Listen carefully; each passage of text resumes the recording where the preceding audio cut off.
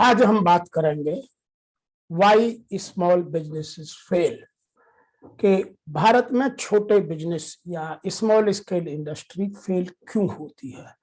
यह एक बहुत महत्वपूर्ण विषय है। आज भारत सरकार स्मॉल स्केल इंडस्ट्री और मीडियम स्केल इंडस्ट्री को डेवलप करने के लिए, न्यू स्टार्टअप्स को प्रमोट करने के लिए बहुत सारी स्कीमें ला रही है। बैंकों के लोन सस्ते कर दिए हैं और बहुत सारे सिंगल विंडोज कर दिए ताकि बिजनेस फ्लोरिश करें। लेकिन फिर भी डेटा ये कहते हैं कि कोई भी स्मॉल स्केल बिजनेस फल पूरी तरह से केवल 5% हो पाते हैं, बाकी धीरे धीरे सब बंद होने लगते हैं। जो डेटा है वो कुछ इस तरह से हैं। Only about 20% of new business survive their first year of operation. पहले साल में केवल 20%, यदि हमने 100 उद्योग लगाए तो 20% वर्ल्ड वाइड सफल होते हैं और इंडिया में यह रेट केवल 10%। यह सेंसस कहती है कि या तो 40 साल तक के लोग या उससे कम के लोग इन चीजों में एंटर करते हैं। स्मॉल स्केल इंडस्ट्रीज में या स्मॉल बिजनेसेस में जो 40 साल तक के लोग हैं या उससे कम उम्र के लोग हैं वो इसमें एंटर करते हैं, वो इनमें आते हैं। तो मैच्योरिटी लेवल एक इशू है। नंबर 3 कि जो 10 यूनिट भारत में रह जाती हैं वो आने वाले 5 सालों में उनकी 50% यूनिट या 50% बिजनेस बंद हो जाते हैं। तो सीधा सीधा कहने का मतलब यह है कि यदि फर्स्ट ईयर में 100 उद्योग किसी देश में लगते हैं तो 5 साल होते होते वो 5 या 5 से कम उद्योग या बिजनेस केवल बचते हैं। तो सक्सेस रेट कुछ इस तरह से है। अब बात करते हैं कि हमारे स्मॉल स्केल बिजनेस फेल क्यों होते हैं। उसके हमने कुछ 10 बड़े बड़े, मैंने अपने लिंक्डइन पर, फेसबुक पर और बहुत सारे फोरम्स में सर्वे किया है। जहां मैं ट्रेनिंग प्रोग्राम करता हूं वहां भी मैंने कुछ फॉर्म भरा के सर्वे किया है। तो उसका जो मीनिंग निकलता है उसमें से हमने प्रमुख 10 मुद्दों को लेकर यहां बात की है। सबसे पहला जो इशू है, नो बिजनेस प्लान और पुअर प्लानिंग। जब हम उद्योग लगाते हैं तो हमारी या तो प्लानिंग पूरी नहीं होती है और यदि होती है भी तो वो बहुत कमजोर होती है। मैं कुछ उदाहरण दे करके आपको इन 10 के 10 मुद्दों को समझाऊंगा। तो प्लानिंग में हम क्या कमजोरी करते हैं, मैंने उन पर आपको एक थोड़ा सा टिप्स देने की कोशिश की है। और बहुत सारे मुद्दे हो सकते हैं, लेकिन क्योंकि एक वीडियो में सब चीज पूरी नहीं हो सकती, इसीलिए कुछ कुछ टिप्स देकर आपके ज्ञान की वृद्धि के लिए हमने प्रयास किया है। तो वो होते हैं एग्जीक्यूटिव समरी हम ठीक से नहीं बनाते। नंबर 2 स्ट्रेटेजी, हम ठीक से प्लान नहीं करते हैं। नंबर 3 फाइनेंशियल प्लान, कि हमारा कितना फाइनेंस हमें चाहिए और वर्किंग कैपिटल कितनी चाहिए, कितनी इन्वेंट्री चाहिए, वो हम ठीक से प्लान नहीं कर पाते हैं। और नंबर 4 है हम जो टीम फॉर लॉन्चिंग है, जो नया बिजनेस करते हैं उसमें हमें टीम, जो ह्यूमन कैपिटल है, उसका सिलेक्शन, उसका इंडक्शन, उसका वर्क एलोकेशन हम ठीक से नहीं कर पाते हैं। तो यह एक पहला मुद्दा है जहां बिजनेस प्लानिंग हम ठीक से नहीं कर पाते हैं। या और बहुत सारे इशू हैं, जैसे लोकेशन हो सकता है, या मेरा कस्टमर सेगमेंटेशन हो सकता है, मेरा टेक्नोलॉजी का हो सकता है, मेरे और बहुत सारे ऐसे प्लानिंग हैं जिनको मैं पुअर कर देता हूं। तो यह एक जिस विशेष वर्ग के लिए या जिस एरिया के लिए हम प्रोग्राम करते हैं वहां का सर्वे करके उनको यह बताते हैं। दूसरा इशू है इसी में है कि पुअर प्लानिंग में एक तो हम डिस्क्रिप्शन बिजनेस का ठीक नहीं करते हैं। Number 2, current and future employees and management need को हम पूरी तरह से ठीक से डिफाइन नहीं करते हैं।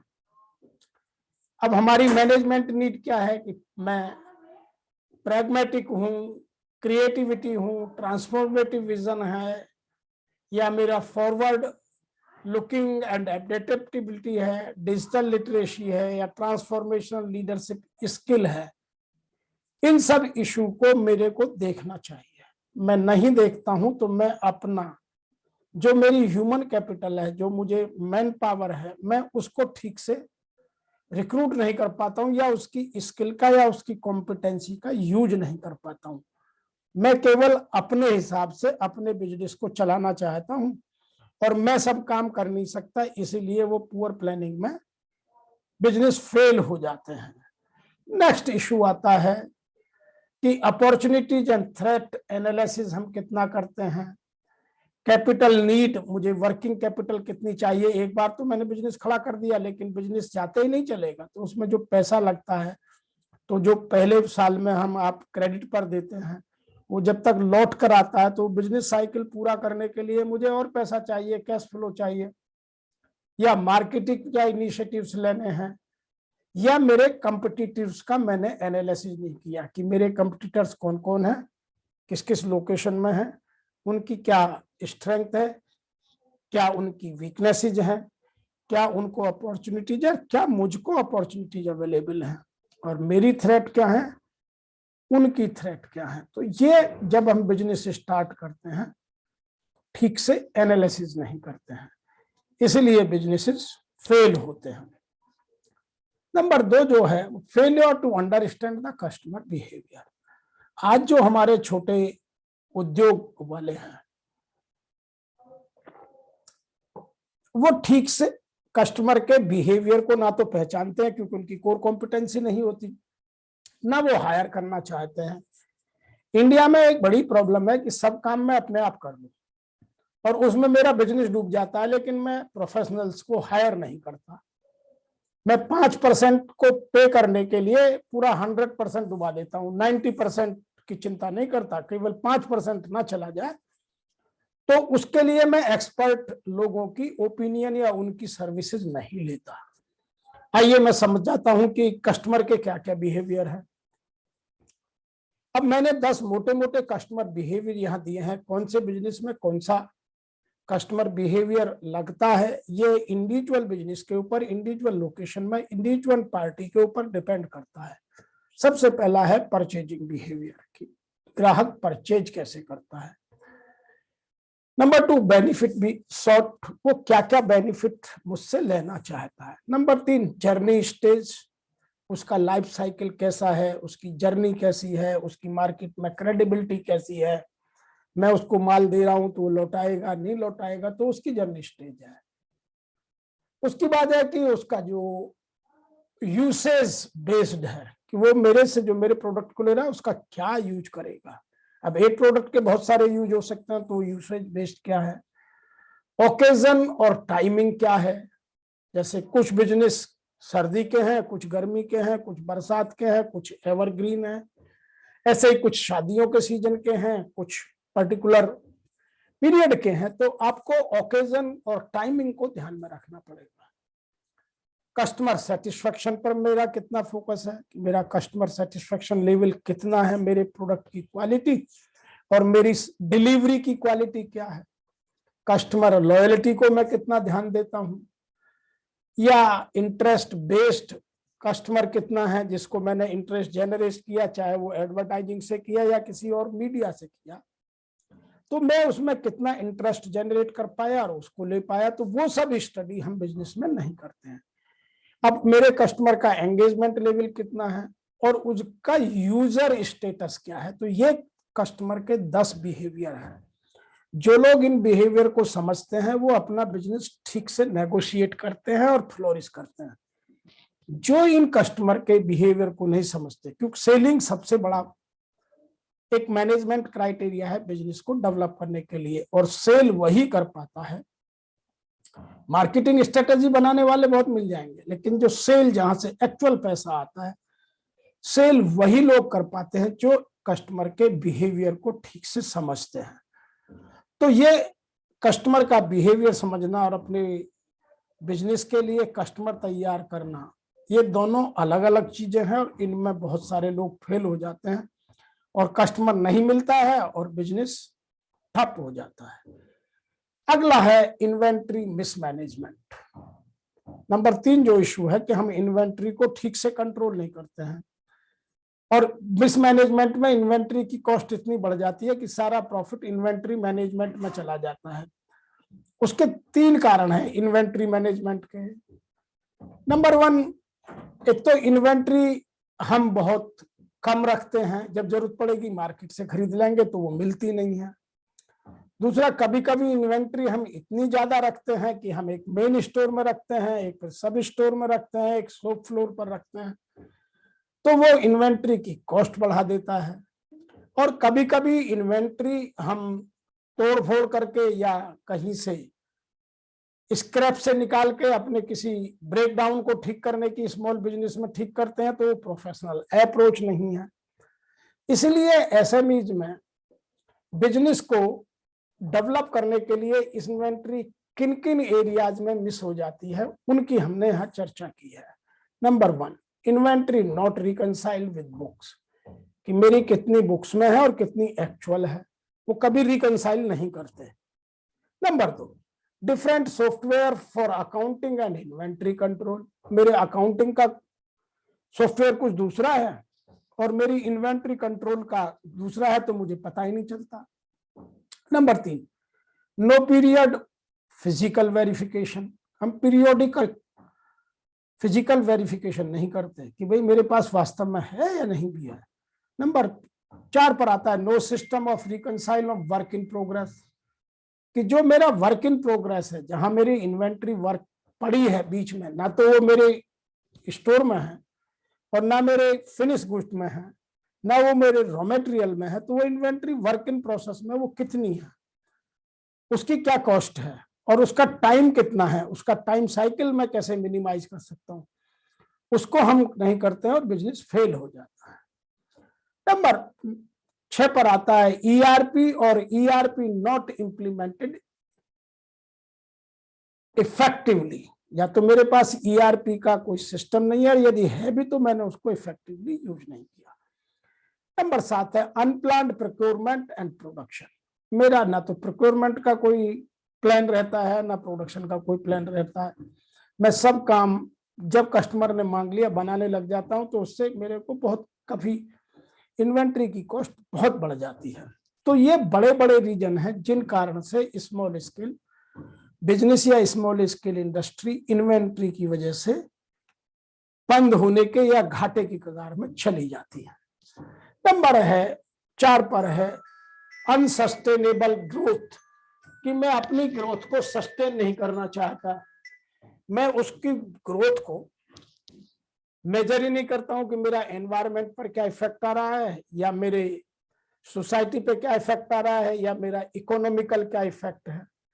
अब यदि मेरा सोशल और इकोनॉमिकल है तो मैं इक्विटेबल हूं, और यदि मेरा इकोनॉमिक फैक्टर और एनवायरमेंटल फैक्टर है तो मैं वाइबल हूं, और यदि मेरा सोशल और एनवायरमेंटल ठीक है तो मैं वियरेबल हूं। लेकिन ये जब तक तीनों नहीं होंगे, सोशल, इकोनॉमिकल, एनवायरमेंटल इश्यूज, क्योंकि आज एनवायरमेंट को लेकर गवर्नमेंट की regulations day by day tight होते जा रहे हैं, पब्लिक में अवेयरनेस इतनी बढ़ गई है कि वो आपके बिजनेस को बंद कराने के लिए आपकी कंप्लेंट कर देगी, आपका टाइम बहुत लगेगा। तो ये सब समझना एक बिजनेसमैन को बहुत आवश्यक है। नंबर दूसरा मॉडल जो है वो है कॉस्ट ऑफ ग्रोथ। जैसे जैसे मैं ग्रो करता हूं तो मेरे बिजनेस में उसकी वाइबिलिटी चेक करने के लिए, उसकी सस्टेनेबिलिटी चेक करने के लिए मेरे पास करंट अकाउंट डेफिसिट कितना है, पॉल्यूशन का मेरे पास क्या आलम है, कंजेशन कितना है, डिजीज ऑफ एफ्लुएंस क्या है, इनइक्वालिटी क्या है, use of non renewable resources मेरे पास क्या है, और इन्फ्लेशन कितना है। तो यदि मैं इन चीजों को मैं मेजर करता हूं, इन चीजों को समझता हूं या एक्सपर्ट लोगों की सेवाएं लेता हूं, तो मेरा बिजनेस फ्लोरिश करेगा। क्योंकि लोग अपने आप करना चाहते हैं, इसीलिए स्मॉल स्केल इंडस्ट्री या स्मॉल बिजनेस फेल हो जाते हैं। इसके अलावा लैक ऑफ सेल्स, क्योंकि हम कुछ भी करें जब तक सेल नहीं करेंगे तो पैसा नहीं आएगा, क्योंकि पूरा पैसा सेल से ही आता है। तो लैक ऑफ सेल में सबसे बड़ी प्रॉब्लम्स 3 आती हैं, क्योंकि मैं एक तो सेल्स और मार्केटिंग का कॉम्बिनेशन नहीं बना पाता हूं। नंबर 2, मेरा प्रोडक्शन और सेल का कोई आपस में कोलैबोरेशन नहीं है, कोई समन्वय नहीं है। जब सेल्स टीम मांगती है तो प्रोडक्शन दे नहीं पाता है, और जब प्रोडक्शन होता है तो सेल वाले नहीं बेचते हैं, तो वो इन्वेंट्री में पड़ा रहता है और कॉस्ट बढ़ जाती है। उसके लिए मैंने उन 3 मुद्दों से छांट करके, सर्वे करके आपके लिए 10 मुद्दे छांटे हैं। आप पर कौन सा अप्लाई होता है आप देखिए और अपने बिजनेस को फ्लोरिश करने की कोशिश कीजिए। Number 1, not paying attention to the customers need. वो सेल नहीं कर पाते, जो कस्टमर की नीड को फोकस नहीं करते। अपने प्रोडक्शन को मैं ये बना दूंगा, मार्केट में नीड क्या है मुझे नहीं पता। तो जो फ्यूचरिस्टिक डिमांड है वो आपके ध्यान में होनी चाहिए। Number 2, poor working conditions. मेरे जो शॉप फ्लोर की कंडीशन है वो पुअर है, तो मेरी क्वालिटी का इशू हमेशा रहता है। नंबर 3, द प्रोडक्ट और service has no unique value proposition. मेरी जो प्रोडक्ट वैल्यू प्रपोजिशन या सर्विस वैल्यू प्रपोजिशन है वो यूनिक होनी चाहिए, वो सबसे अलग होनी चाहिए। मैं हमेशा कुछ नया दूं, मेरे पास इनोवेटिव हो, कस्टमर को मैं डिलाइट रखूं। नंबर 5 है scaling when you are not yet ready. आप अपने बिजनेस को तब स्केल करते हैं, और 95% लोग जो रनिंग बिजनेस फेल होते हैं वो इसी टैक्टिस पर फेल होते हैं कि वो अपने बिजनेस को स्केल अप करने लगते हैं और फिर पीछे का बैक प्लानिंग पूरी होती नहीं है और बिजनेस बैठ जाता है।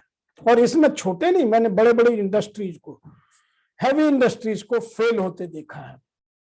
मैं बहुत सारे नाम क्योंकि लेना अच्छा नहीं है, लेकिन बहुत सारे ऐसे बिजनेस को जानता हूं जो इस प्रॉब्लम की वजह से एम्पायर खत्म हो गई। नंबर 6 पर है marketing and sales are not aligned.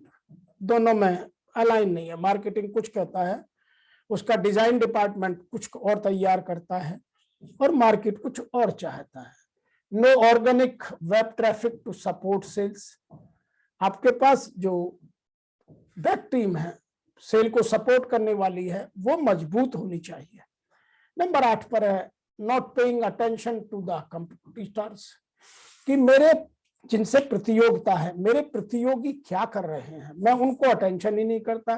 वो मार्केट में स्कीम लाते हैं, वो मार्केट में नया प्रोडक्ट ले आते हैं, वो मार्केट में नए कुछ और इंसेंटिव देकर अपना प्रोडक्ट बेच जाते हैं। मैं उन पर ठीक नहीं करता और मैं पीछे रह जाता हूं। नंबर 9 पर है पुअर ट्रेंड स्टाफ। मैं अपने स्टाफ की ट्रेनिंग नहीं देता, और स्मॉल स्केल इंडस्ट्री की यह सबसे बड़ी प्रॉब्लम है, वो ट्रेनिंग एंड डेवलपमेंट का बजट 0 रखना चाहता है।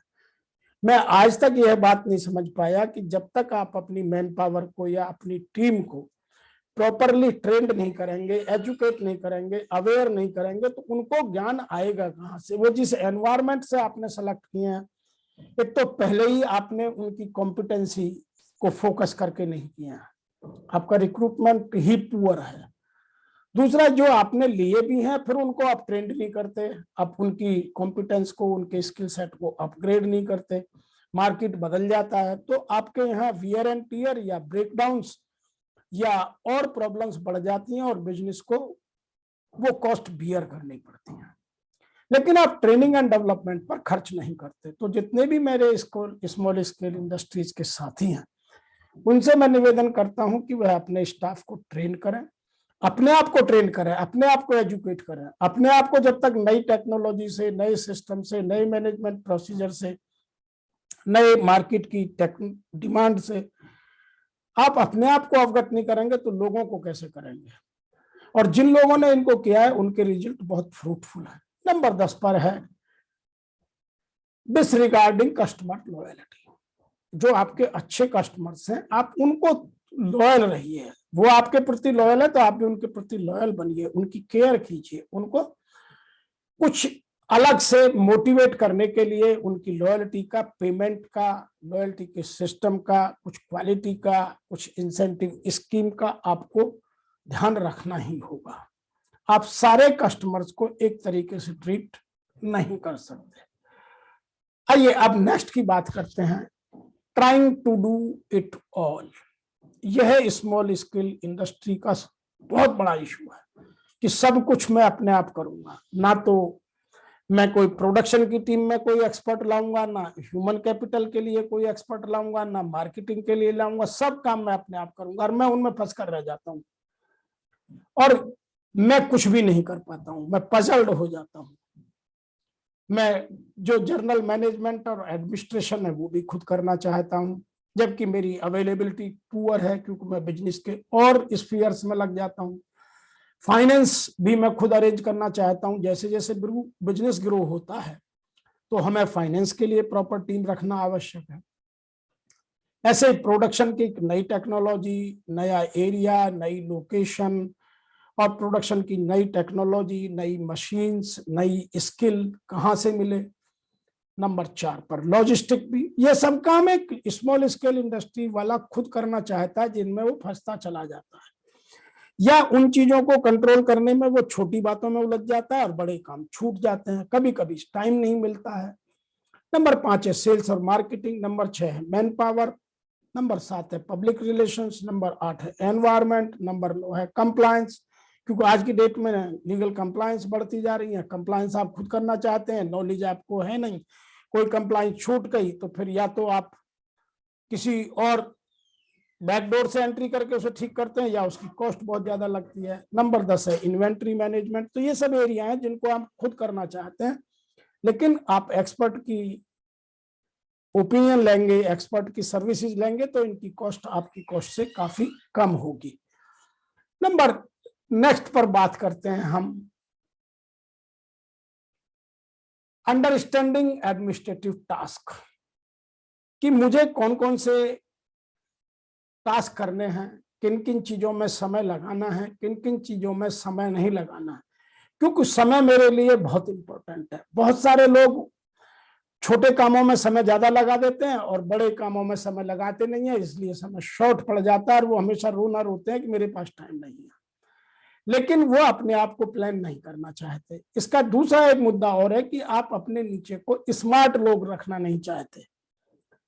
आपकी जो एडमिनिस्ट्रेटिव सर्विसेज में जो आपकी टीम हो वो इतनी बढ़िया होनी चाहिए, क्योंकि सबसे बड़ी असेट्स स्मॉल स्केल इंडस्ट्री की वही होती है कि जो आपको प्रॉपरली ट्रीट करे, जब आप उसको प्रॉपरली रेस्पेक्ट दें, जब आप उसको प्रॉपरली उसकी सैलरी और वेजेस रखें, उसके पोटेंशियल को यूज करें, तो वह आपको पूरा आउटपुट देती है। लेकिन हम इन एडमिनिस्ट्रेटिव सर्विसेज में ना तो हम एक्सपर्ट लेना चाहते हैं, ना हम मार्केट में जो कंसल्टेंट है उनकी सर्विसेज लेना चाहते हैं और खुद लगे रहते हैं, जिसकी वजह से टाइम की शॉर्टेज हो जाती है और हम उस ट्रैप में फंसते चले जाते हैं और बिजनेस घाटे की ओर जाने लगता है।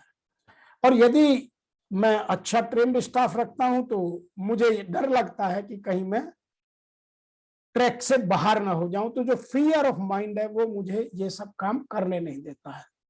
नंबर 8 है रिफ्यूजल टू पिवट, कि मैं अपने बिजनेस की धुरी हूं, मेरे को हर मिनट अपने बिजनेस के बड़े डिसीजन लेने हैं, छोटे डिसीजन नहीं।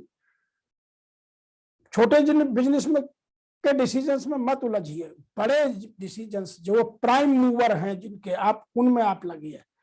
मैं आपको कुछ चीजें बताने की कोशिश करता हूं। Time to pivot your business, where do you begin.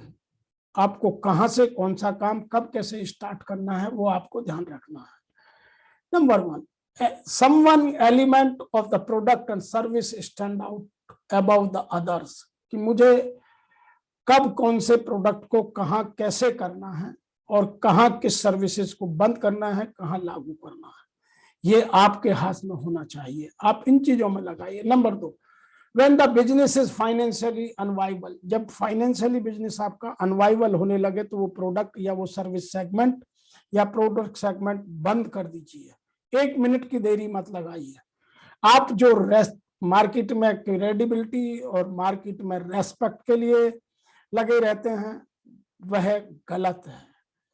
मैंने बड़े बड़े बिजनेस हाउसेस को देखा है, जब कोई बिजनेस उनका घाटे में जाता है तो इमीडिएट वो सेल कर देते हैं।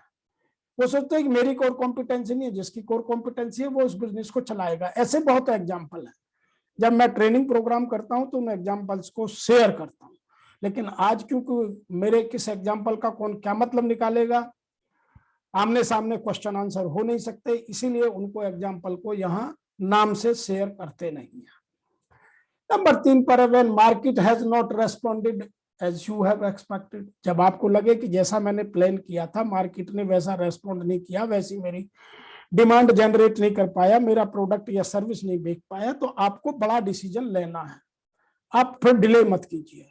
नंबर 4 पर, when the competition constantly beats you, जब आपके कंपटीटर आपको बार बार बीट करने लगे, आपसे बेहतर प्रोडक्ट, आपसे बेहतर सर्विसेज, आपसे बेहतर दाम में, कम दाम में, कंपटीटिव दाम में मार्केट में बेचने लगे, तो आपको अपने बिजनेस के बारे में बड़े डिसीजन लेना आवश्यक है। Number 5, when you have to take advantage of an opportunity and did not exit when you started, आपको अपनी अपॉर्चुनिटी कॉस्ट का ध्यान रखना है, क्योंकि जो आपकी टीम है वो आपको 5 मिनट में ब्रीफ कर सकती है, डिसीजन आपको लेना है। तो आप बड़े डिसीजंस को ध्यान में रखिए और उन पर फोकस कीजिए ताकि आपका बिजनेस फ्लोरिश करे। जब आप छोटे कामों में उलझे रहते हैं तो बहुत सारे कामों में उलझकर आप बड़ी चीज को भूल जाते हैं, और जो प्राइम मूवर का काम है वो आप ना करके वो आप सेकेंडरी या थर्ड या टर्सरी मूवर में चले जाते हैं। नंबर नेक्स्ट है lack of data. Small scale businesses में या स्मॉल स्केल इंडस्ट्री में, भारत में वैसे भी डेटा रखने का प्रचलन अभी भी बहुत कम है, हम डेटा नहीं रखते हैं, तो हमें डेटा इकट्ठा करना चाहिए। आज की जो इंडस्ट्री है, show me not believe me, आज जो इंडस्ट्री सर्वाइवल है वही सर्व कर सकती है जो अपने एम्प्लॉय से यह कहती है मुझे दिखाओ, मुझ पर भरोसा करो, मैं इस बात को नहीं मानता। तो आज हर चीज को, डेटा को जनरेट कीजिए, चाहे वो आपके सेल्स का डेटा हो, चाहे इन्वेंट्री का डेटा हो, चाहे ह्यूमन कैपिटल का डेटा हो, चाहे आपका ब्रेकडाउन का डेटा हो, चाहे आपकी मार्केट ट्रेंड का डेटा हो, आपके कंपटीटर का डेटा हो, कोई भी डेटा हो, आप अपनी हिस्ट्री बनाइए और उसको अपने कंप्यूटर में या अपने लैपटॉप में या अपने मोबाइल में, जहां जो आपका सिस्टम है वहां रखिए और टाइम टाइम पर उनको यूज कीजिए। नहीं है तो जो मार्केट में प्रोफेशनल्स बैठे हैं उनकी सर्विसेज लीजिए, क्योंकि आपको 5% या 7% खर्च करने में प्रॉब्लम नहीं आनी चाहिए, क्योंकि आप 95% बिजनेस जनरेट करके उस पैसे को निकाल सकते हैं। ये पेनी वाइज पाउंड फुलिश वाला जो डायलॉग है वो इसीलिए है कि हम छोटे खर्चों को बचाते हैं और बड़ा नुकसान उठाते हैं। तो डेटा जनरेट कीजिए, हर चीज का रिकॉर्ड रखिए। नंबर 2, वर्बल वर्सेस रिटर्न में करिए, कोई भी काम वर्बल मत करिए, हर चीज का एक डॉक्यूमेंट जनरेट कीजिए। आजकल तो डिजिटल है, पेपर कॉस्ट आनी नहीं, कोई कॉस्ट है नहीं, इंक की कॉस्ट नहीं है, इन्वेंट्री की कॉस्ट नहीं है, स्टेशनरी की कॉस्ट नहीं है, आपको स्पेस की प्रॉब्लम नहीं है, सब डिजिटल है, आप रखिए। जो डेटा आपके पास नहीं है, जो मार्केट में प्रोफेशनल्स बैठे हैं, सर्विस प्रोवाइडर्स बैठे हैं, वहां से लीजिए, लेकिन जाइए bye data. Lack of data means insufficiency, shortage, absence of something required or desire to take right decision. That is called lack of data. मैं जब तुक्के में डिसीजन लेता हूं तो मैं प्रॉब्लम्स को इनवाइट कर रहा हूं, इसीलिए मुझे निर्णय लेने के लिए मेरे पास डेटा होना चाहिए और डेटा पर प्रॉपर ट्रैक होना चाहिए। नंबर नेक्स्ट हम बात करते हैं, जो लास्ट है, जो बहुत इंपॉर्टेंट है, वो है पुअर मैनेजमेंट। हम सब लोग पुअर मैनेजमेंट के जाल में ट्रैप होते हैं, क्योंकि हम सब इतना जानने के बाद भी मैनेजमेंट को अपने को सुधार नहीं पाते हैं। उसका रीजन है क्योंकि हम अपने आप को सुप्रीम मानते हैं, क्योंकि नो डाउट हमने कैपिटल लगाई है, हम उसके मालिक हैं। बहुत सारे लोग ये कहते हैं कि I am the boss. No doubt you are the boss, you are the owner, लेकिन जब आप बिजनेस कर रहे हैं तो उस time you have to respect everybody and you have to pay equal respect. जो लोग इस काम को करते हैं वो बिजनेस फ्लोरिश करते हैं। जो ये कहते हैं आई एम द बॉस, वो कभी टीम नहीं बना पाते हैं, क्योंकि उनकी टीम कमजोर हो जाती है। No team building. जब आप हमेशा ये कहेंगे आई एम द बॉस, मेरी सुनो, मैं सब कुछ जानता हूं, तुम्हें कुछ नहीं पता है, मैं जो कह रहा हूं वही करो। मैंने बड़े बड़े बिजनेस हाउसेस, स्मॉल स्केल नहीं, बिग इंडस्ट्रीज को फेल होते देखा है। आपको अपने आसपास बहुत उदाहरण आ रहे होंगे। तो ये जो मैनेजमेंट का इशू है, इसमें आपको politeness, humbleness, spirituality, decision making, problem solving, conflict resolution, ये सब आर्ट का मास्टर होना तभी संभव है जब अपने आप को आप ट्रेंड करें, एजुकेट करें, प्रोग्राम करें और कराएं, तब आप इन चीजों को ठीक से कर सकते हैं। No delegation. Small scale industry में सबसे बड़ी एक प्रॉब्लम आती है कि हम कभी पावर डेलीगेट नहीं करते। सब पावर अपने पास या अपने किसी एक लॉयल के पास रखना चाहते हैं। That is wrong system. आप सिस्टम जनरेट कीजिए और सिस्टम के हिसाब से पावर डेलीगेट कीजिए, और जो गलत करे उसके अगेंस्ट में टफ एक्शन लीजिए।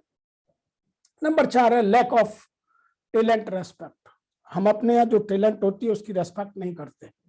जब वो किसी इनोवेटिव आइडिया को देता है, कोई नई बात करता है, कोई डेवलपमेंट की बात करता है, तो हम अपनी बात के सामने उसको छोटा कर देते हैं, जो बिजनेस के हिसाब से गलत है।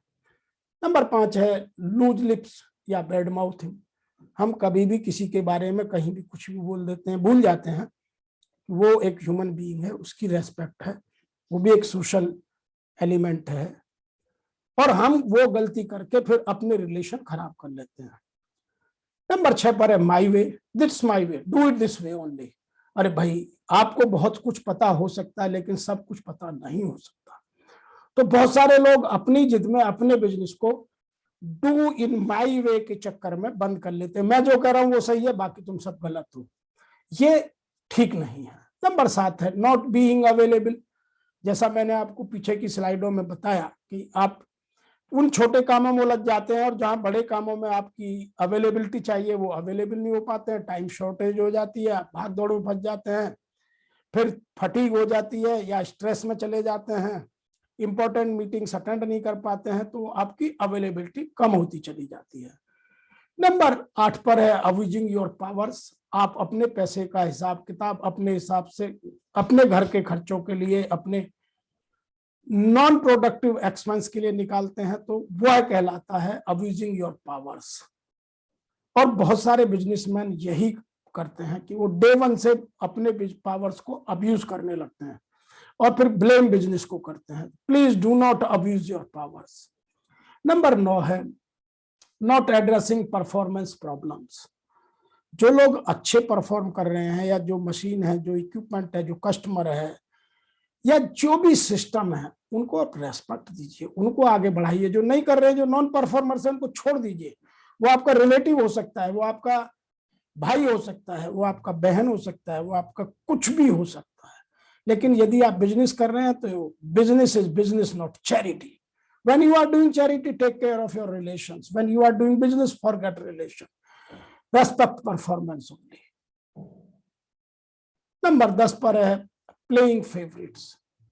बिजनेस में कभी फेवरेट्स और नॉन फेवरेट्स नहीं होते। बिजनेस में परफॉर्मेंस ही होती है। परफॉर्मेंस को ध्यान दीजिए, टैलेंट को डेवलप कीजिए, अपने टैलेंट को बढ़ाइए, और हमेशा जो आपके बिजनेस को सफल बनाने की बात करते हैं, बिजनेस को सफल बनाने के लिए एक्शन लेते हैं, जो बिजनेस को सफल बनाने में आपके एक्शन में साथ हैं, कदम से कदम मिला के चल रहे हैं, उन लोगों को हमेशा ध्यान रखिए। मैं उम्मीद करता हूं कि जो मैनेजमेंट के ये 10 इशू हैं, ये आपको काफी टिप्स देंगे और आप अपनी प्रॉब्लम्स को सॉल्व कर अपने बिजनेस को या तो घाटे में जाने से या फेल होने से रोक पाएंगे। आज हमने पूरी कोशिश की है कि भारत में लघु उद्योग या छोटे बिजनेसेस क्यों फेल हो जाते हैं, उनके इश्यूज को समझें और कीजिए।